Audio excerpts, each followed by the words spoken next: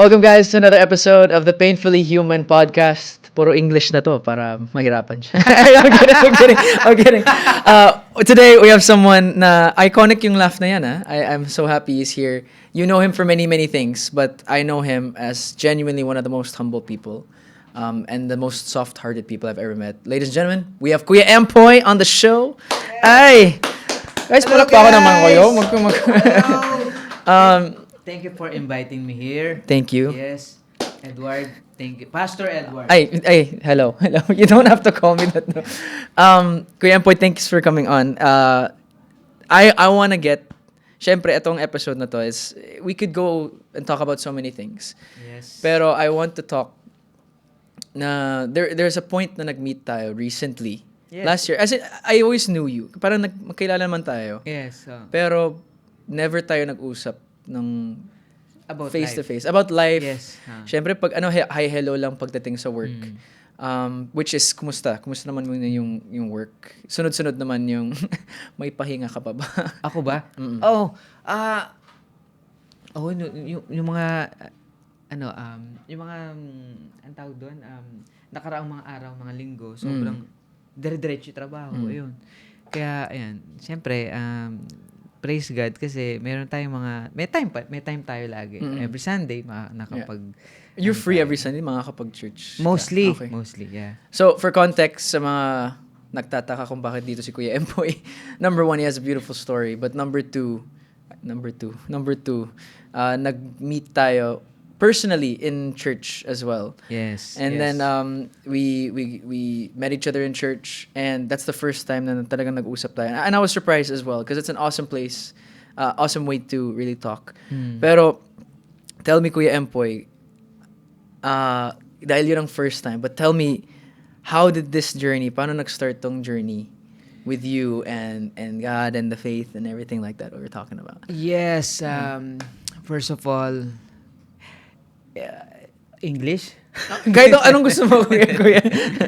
Hindi, nag-start yung journey ko about siguro in the year of 2016. Okay.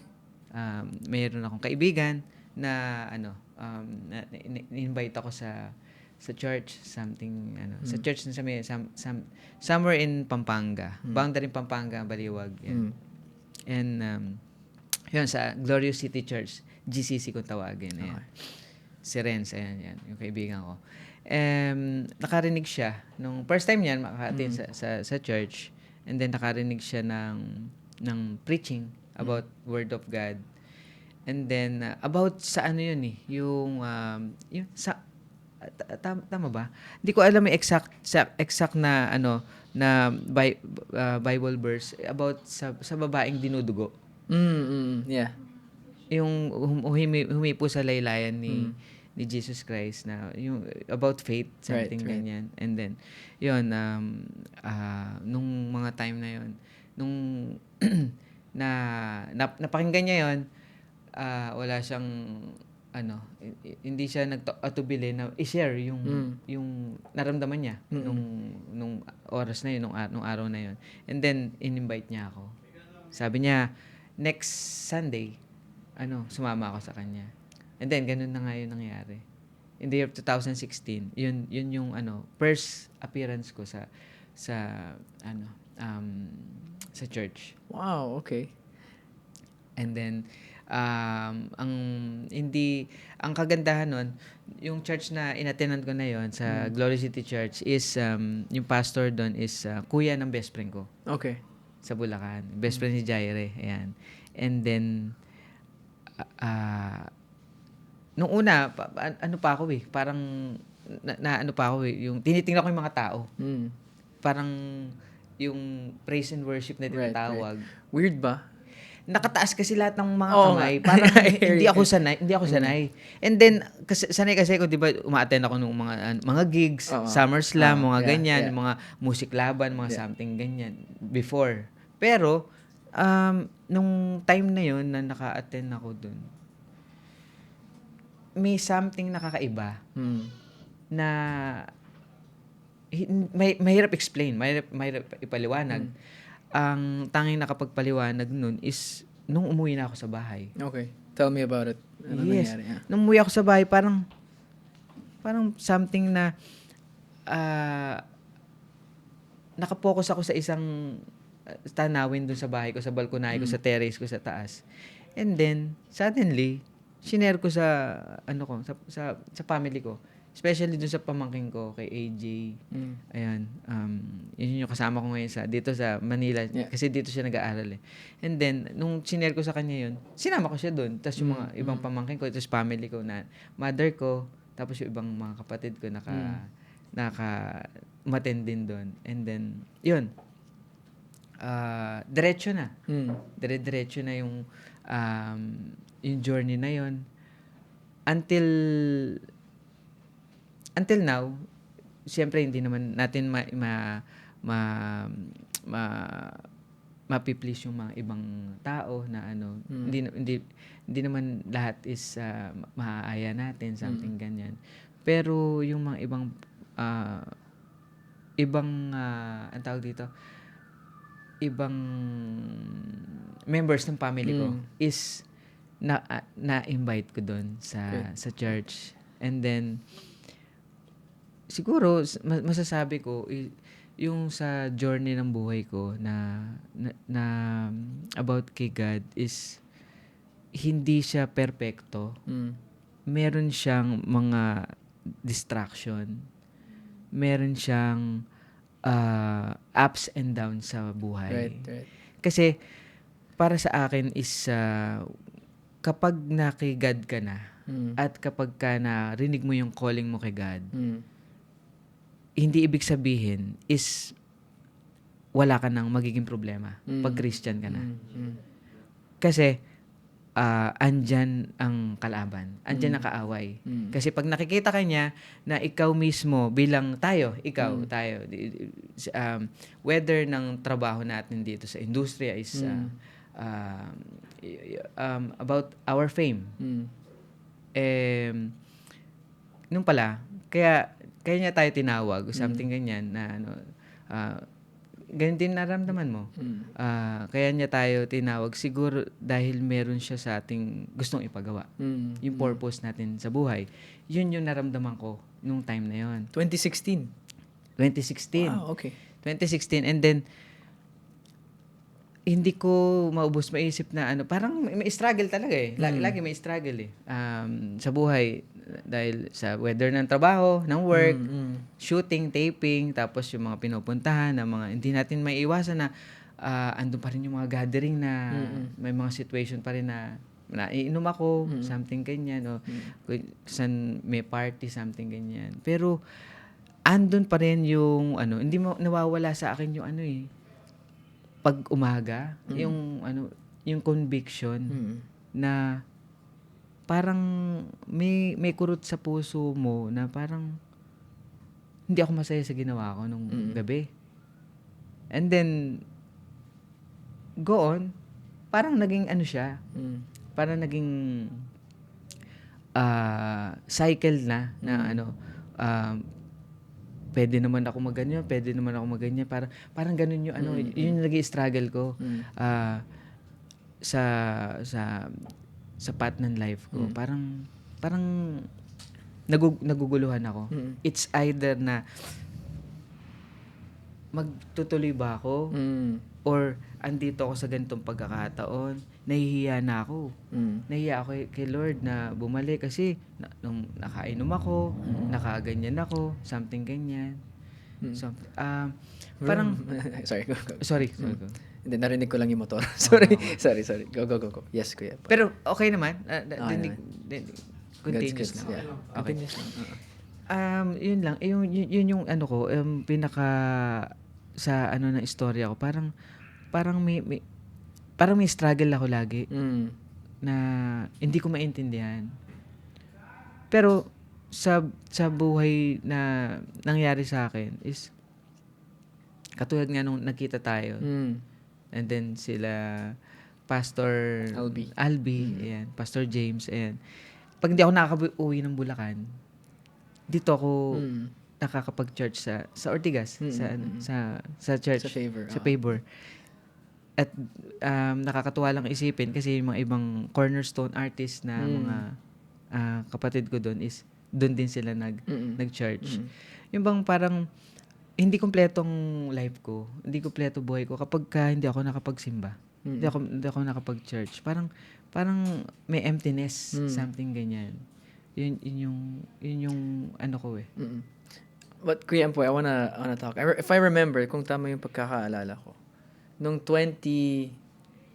kailan po kayo nag-start sa show business? Showbiz is, nag-start ako 2003. 2003. Yeah, 2003. When would you say is yung talagang explosion ng career? Kasi I remember, isa sa pinakaunang, kasi yung totoo, nag-showbiz ako 2016. 16. And then, parang isa sa mga 16 first... ka? 2016 ako. Yeah. So, halos 10 years na ako sa showbiz. You were way longer. But, I remember one of the first movies na napanood ko na-enjoy ko, tapos natawa ako, tapos nagalit ako.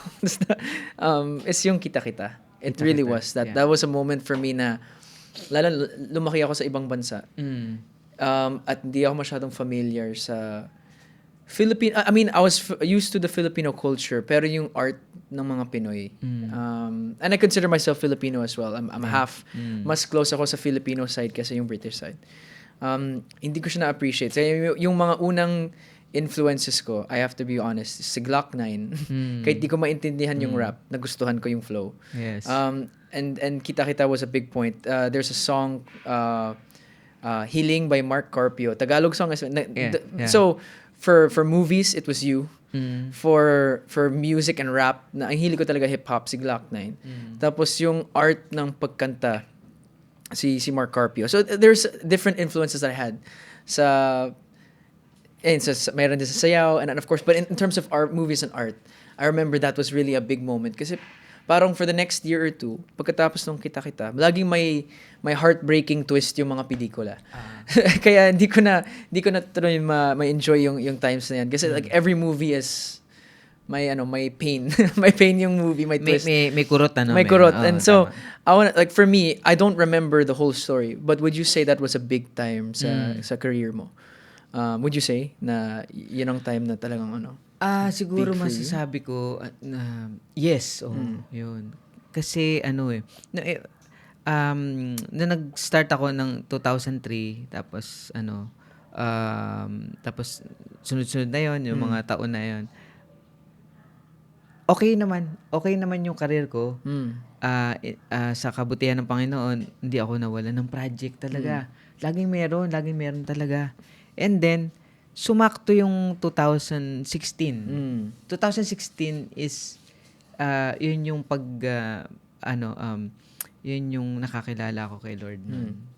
And then, yun din yung time na ginawa namin yung movie ng Kita-Kita. And then, yun din yung time na sumakto. Naging cornerstone ako. Kinuha ko ng cornerstone. And ang galing ng twist eh. Alam mo yung something na kinokonekta ka ni God sa lahat ng mga taong mga man of God, something ganyan. Yun yung na feel ko nung time na yun. What would you say? Kasi this is where I'm so curious. Kasi yung whole time that I've known you, I've never seen your life at minsan sa show business. Ang hirap. Parang nakikita mo lang yung mga good moments ng artist, yung perfect moments, yung success ng pelikula, yung mga guesting, model show, etc.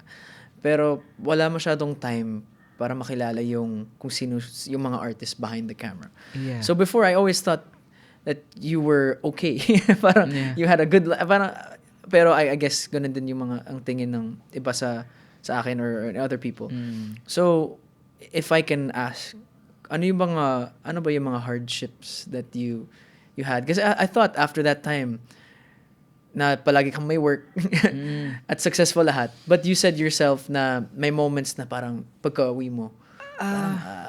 Oo. Katulad mo recently kanina pagkwentuhan natin. Yun nga eh. Mahirap siyang explain.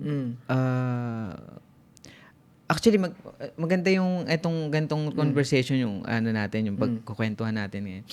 Kasi ito yung mga istorya na hindi ko talaga naikukwento sa mga tao. Which is, ito yung mga pinagdaanan ko. Nung, syempre, sa sobrang busy natin sa trabaho, umaga pa lang, gising ka, tapos gayak ka, punta ka sa shooting, sa taping, daanan mo lahat ng mga ayusin mo, yung mga gamit mo, something ganyan, o grocery ka, o uwi ka sa inuwian mo dito sa Manila.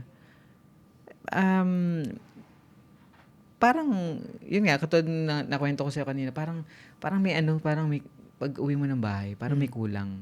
Parang, something inside your heart na empty. Hindi lang isa, hindi lang twice. Nung mga nakakaraan, actually, nung mga recently lang, yun yung big question ko sa akin, sa sarili ko. Parang malungkot. May lungkot na hindi mo mapaliwanag. Pero, ang sa akin is, sabi ko, Lord, ba't ganun? Parang, ang daya naman. Ako, nagpapasaya ako ng mga tao. Pero bakit ganun pagdating nung ako lang mag-isa sa kwarto? Parang hindi ko ma-feel yung joy, something ganyan. Yun yung question ko. Tapos siguro kaya ko nakwento sa harapan na to. Meron siyang sinasabi. Meron siyang gustong explain sa akin na mahalagang anunsyo o bagay na hindi ko makwento to sa management, sa Cornerstone family, sa family ko din, tsaka sa church ko, something ganyan. Parang yung ilang years na ako sa industriya. 23 years, something ganyan, 22. Parang sabi ko, parang nagawa ko na halos lahat yung yung mga gawain dito na something ganyan, yung magpasaya ng mga tao. Parang meron si God sa akin na gustong sabihin. Meron siyang gustong sabihin. Every 3 a.m. na naalimpungatan ako, tinatanong ko pa sa ibang kaibigan ko, sa family ko, bakit ganun ako nagigising? Hindi ko alam kung bakit. Pero one thing in my life na hindi ko malubos maisip na is kaya pala niya ako o kaya pala niya tayo linagay dito sa ganitong trabaho is para hindi pala tayo yung sikat. Hindi sa atin yung fame. Ang fame is para ibigay yung glory sa Kanya. At siya yung sikat. Ipakilala si Lord sa lahat ng mga tao. Tayo'y instrumento. At sinabi rin niya sa akin sa visualization ko sa may moment na nagbabasa ako ng Bible nun. Sabi niya sa akin, parang hindi yan yung tunay na trabaho mo. Binigay ko yan para matustusan mo ang pangangailangan ng family mo at yung mga iba pa. Ang tunay na trabaho mo, Empoy, is yung purpose mo sa life. Yung ipakilala mo sa lahat ng mga tao kung sino ako. Yes, yun. Well, Word. I want to ask you, Empoy. Sino si God for you? Na, of course, or better way of asking, what has God done in your life? Na anong ginawa niya sa buhay mo? Oh, ano, ang dami. Ang dami niyang ginawa. Ang dami niyang ginawa. Ano ako sobrang pasaway ako. Sobrang, ako alam ng family ko, alam ng mga tao, sobrang pasaway ako, sobrang paulit-ulit ako ng mga ginagawa before. Pero, the good thing is, yung kabutihan ng Panginoon, kahit nakikita ka niyang pabalik-balik ka sa ginagawa mo, pabalik-balik ka sa lahat ng mga kung ano man yung nakasanayan mo, hindi siya titigil. Hindi siya titigil hanggat hindi ka niya nakukuha. At hindi siya titigil hanggat hindi ka niya napapapayag sa gusto niyang gawin mo. Parang something ganun. Kung makulit ka, mas makulit si God. Kasi sa sobrang pagmamahal niya sa'yo, hindi ka niya bibitawan. Kung sakaling nung mga nakaraang buwan, bumitaw ka sa kanya, siya, ibahin mo siya. Siya ang Panginoon ng kabutihan at talagang hindi ka niya bibitawan kahit kailan. Great. Amazing. I think, and just for everyone watching right now, of course, this is a different feel on how we go around the show. And I love that na-share mo to, Kuya, to everyone. Because like you said, hindi naman madalas nangyayari mga ganitong conversation. And honestly, minsan hindi siya nabebenta. You know what I mean? If you want laughs, and maybe this episode now isn't for everyone. But tingin ko, and this is really the purpose of this, is if you have a moment sa buhay mo na gusto mo ikwento, this is the place that you can do it as well. Yeah. But I wanna, Thank you. if I can ask, and again, di mo kailangan sumagot, Kuya, but was there a time na talagang, you mentioned the moments na pagka-uwi mo, you felt the emptiness of it. May climax ba? Yung moments na talagang, wala, I can't do this anymore. Yung di ko na kaya. Because for me in my life, I've told these guys, itong team ko, they know the story na, yung kwento ng itong logo na to, they know the story of that. And I haven't even been able, I would love to tell you yung buong kwento. But there was a time for me na, I've shared it to them, but I want to share it to you. There was a time before with it was an ASAP, and this was 2020, and that's where I came to know Jesus. And there was a time where I couldn't handle that anymore, and then that's where I started going to church and started really seeking. And so for you, kailan yung limit? Yung parang kailan ka napuno in that sense. And you knew, was there ever a time na dumating ka sa point na yan? Na alam mo na, Lord, I actually need you. Hindi ko na kaya. Every time. May ganung pagkakataon.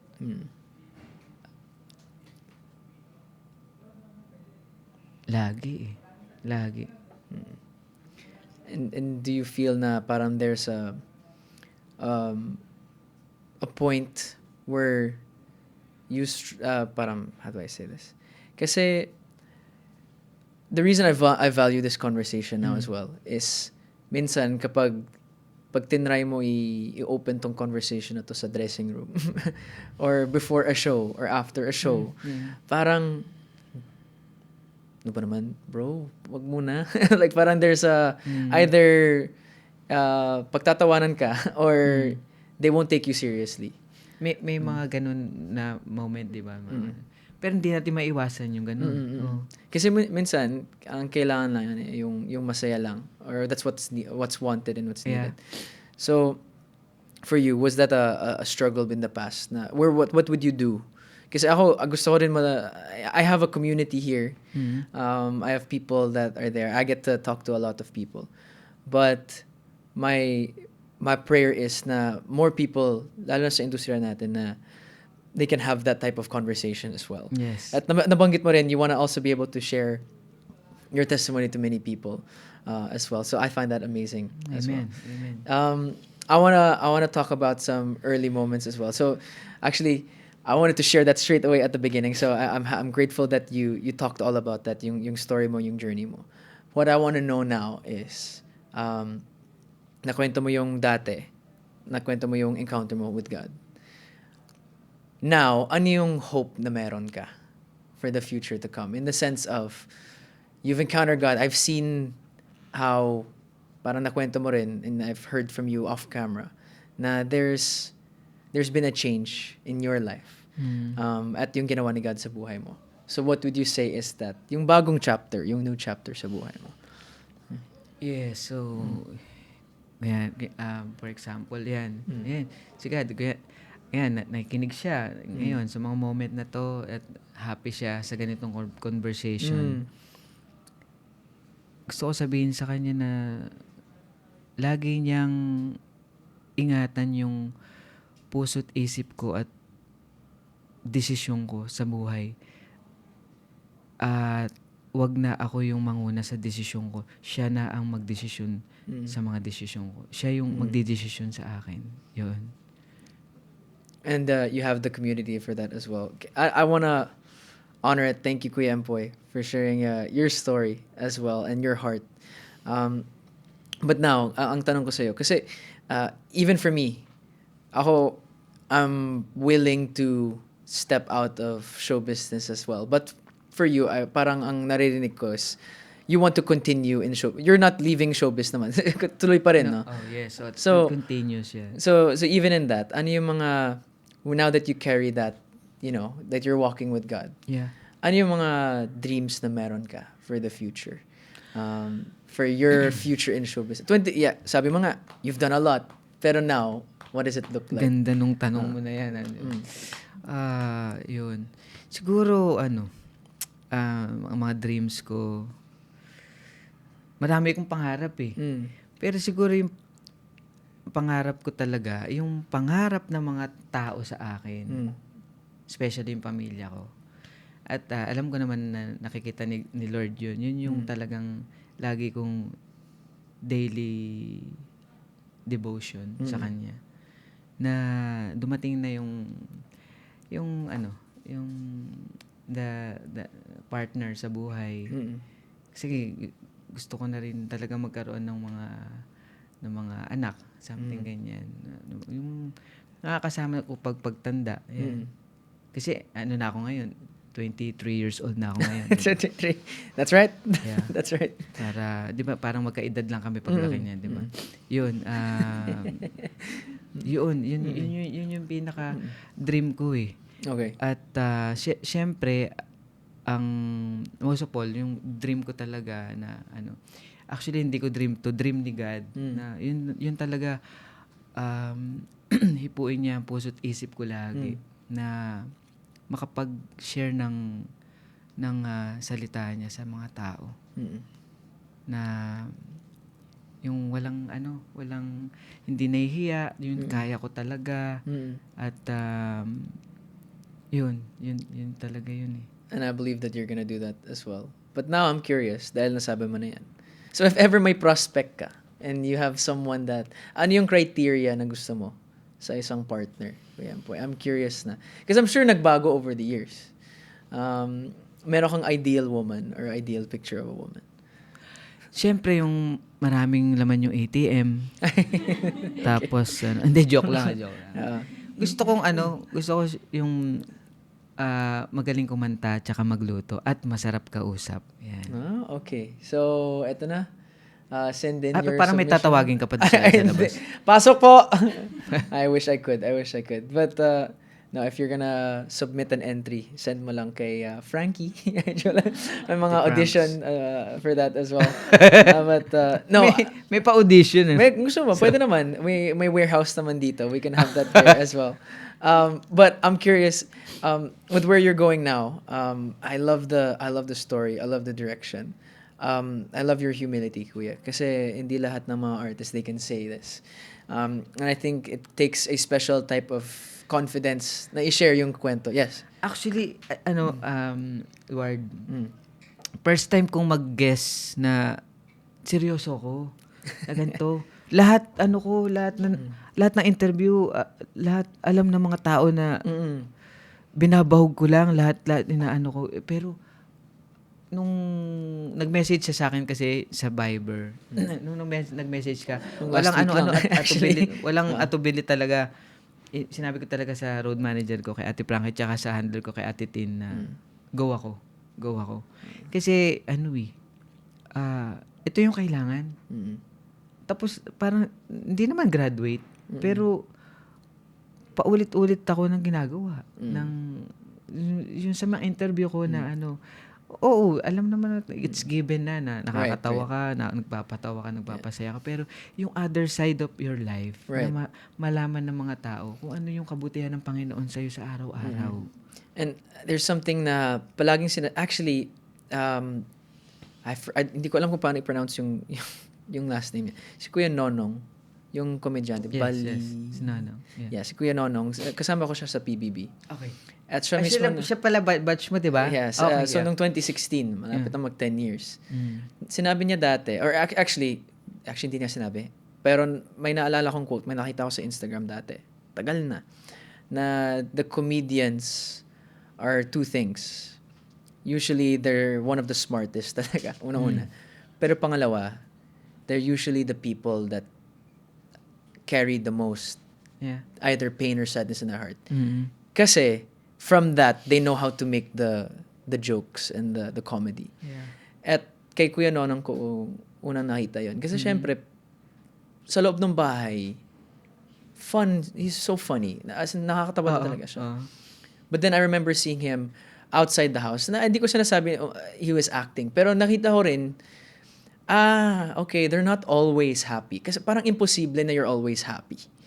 And I think, isa siya sa mga ganyan, yung mga weight na binabuhat ng mga comedians. Is people expect you're always happy. And I don't care who you are. If you're Empoy, Nonong, Vice Ganda, all the comedians have their time. Na-feel mo yun in the past na parang expectation ng mga tao sa'yo lagi ay, pag nandun si Empoy, he has to make me happy. And how did you deal with that? Alam, parang